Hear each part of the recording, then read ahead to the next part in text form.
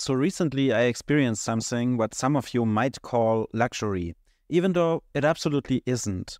I had a 8-week holiday. I just didn't have to go to work. I didn't have to do anything to provide for myself for 8 weeks. I didn't travel anywhere. I just stayed at home, just happy spending my free time with doing whatever I want, and I had so many plans. I mean, 8 weeks. I could finally make all that music, learn how to surf, paint, create so much content, finally illustrate that children's book that I'm planning for years, and so much more. Well, spoiler alert, I didn't. Because that's not how time works. That's not how creativity works. You cannot bottle up your creativity for a certain period of time, let it all out, and then return to your 9-to-5 lifestyle. And all in all, that's not so bad. Like, I really enjoyed my time. I did some stuff, but definitely not all the stuff that I had planned to do. And at the end of the 8 weeks, I wondered, where the hell did my time go? What did I use all my free time for? So I came up with this system to track how you use your free time. And basically, I came up with those 4 elements. They don't necessarily always stand for themselves. Like, sometimes they overlap. But for the sake of this video, I really want to separate those 4 elements. Number 1 is sleep. Nothing much to say about that, except maybe that I just noticed how incredible important a good sleep is. So often I have incredible headache or feel like a general exhaustion. I didn't experience that once in those 8 weeks. Like, just being able to sleep for 9 hours a night and still be able to manage a household and do all the stuff you want makes life so much better. But other than that, there is not too much to talk about here. Number 2 is chores. Nobody likes them, but we just have to do them, like keeping your house clean, doing the laundry, buying groceries, getting your car fixed, getting the mail, paying the bills. There is just so much stuff that we have to do in order to keep our lives functioning. There is nothing you can change about that. That's just how the world works. Number 3 is kind of important. It's what I would call quality time. That's anything that you enjoy, like maybe doing sports, meeting up with friends, learning new skills, going on a date night, being creative. Basically anything you do active that fills you with joy, or gives you the feeling that you're expanding your horizon, or just a general appeal of doing something new.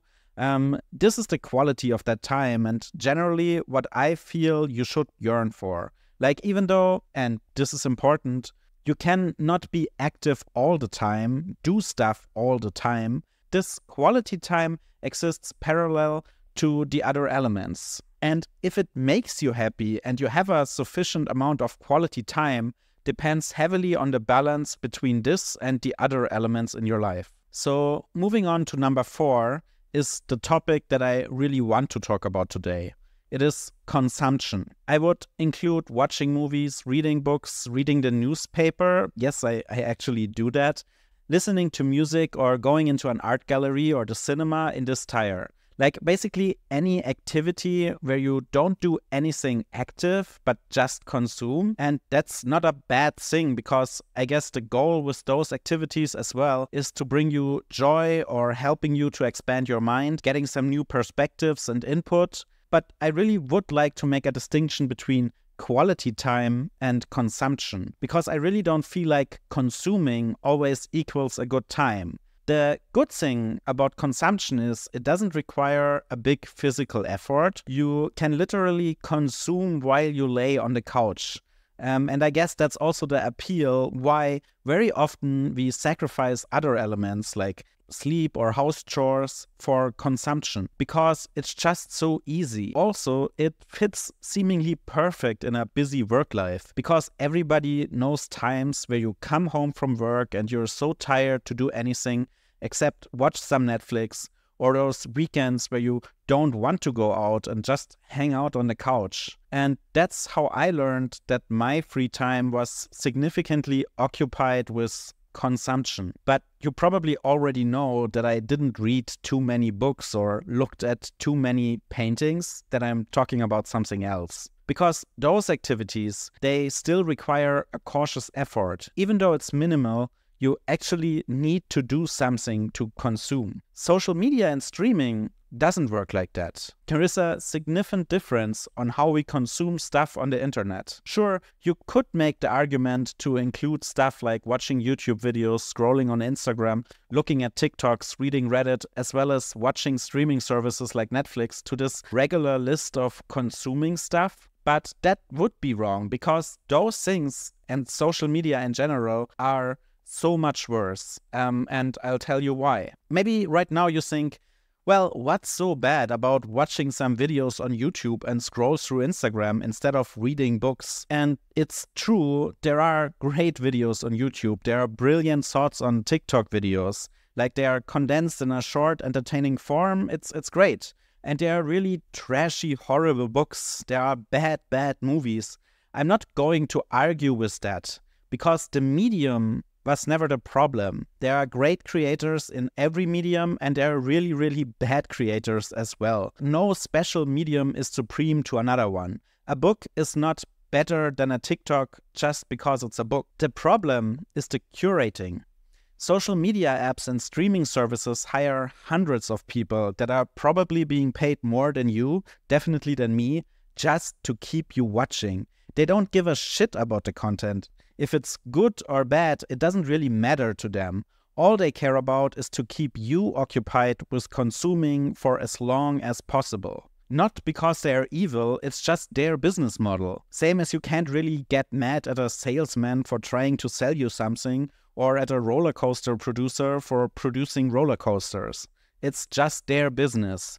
The only thing is, what is good for their business is not necessarily good for you and your well-being. Endless scrolling, video recommendations, and so on, those are tools to trigger your fear of missing out, just to keep you occupied, to trigger your addiction. Nothing is worse than opening the YouTube app or website just to look what pops up with like no clear agenda in mind. Because those billionaire tech bros, they are trying to steal your lifetime. Well, probably this is not going to be the last video you'll ever watch, but I would love to encourage you to consume a little bit more mindful so you can have more lifetime for really important stuff. And at the end, I would like to give you some easy to implement solutions to combat mindless consumption. I guess by now everybody knows about watching Netflix shows until the middle of the episode and then pausing, because the cliffhanger is always at the end, so it's way easier to stop in the middle,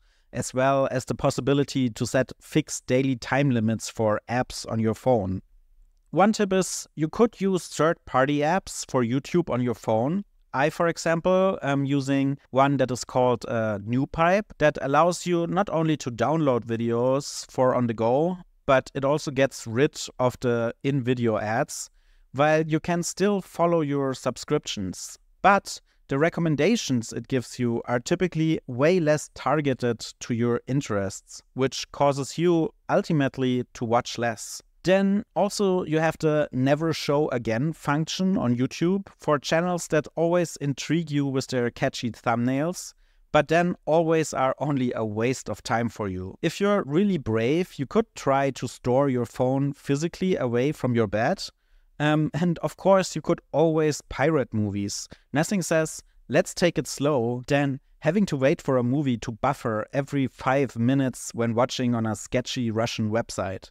Something slightly less illegal is to switch over to other media websites like archive.org or Vimeo. They don't have as tricky algorithms. It takes more effort to find something interesting to watch there, but it doesn't trap you once you do. Just consume one thing and then move on. So I've kept my recommendations pretty close to YouTube because that's the service you're currently watching this on, but it works for every social media or streaming platform.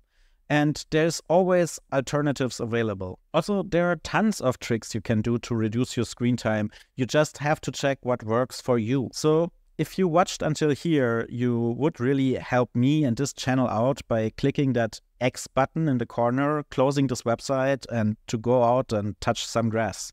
Thank you. Abschalten.